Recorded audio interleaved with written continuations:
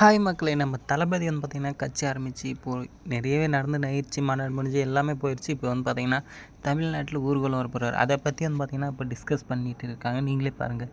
X factor, bring them all together. That's the only way you can challenge at the moment. Arithmetic of bringing a larger alliance together is the only way you can challenge a DMK dominant alliance. In fact, Rajat Sethi has been doing some strategy and number crunching in Tamil Nadu. I'll come to you in a moment. Yes, what do you the number and then you can go across.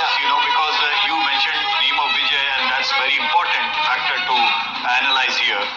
At the national level, Lok Sabha election level, his name doesn't really move in here. But in our tracker, when we ask the same respondent the question on the assembly level voting intention, Vijay's name is trending anywhere between 10 to 15% week on week. So he is becoming an important player on the ground. So he's not quite Kamal Hassan, who of course was in single digit, but Rajat. Kamal ஹாசனை போல் ஆயிடுவாரான்னு கேட்டாங்க. அப்படி ஆக மாட்டார்.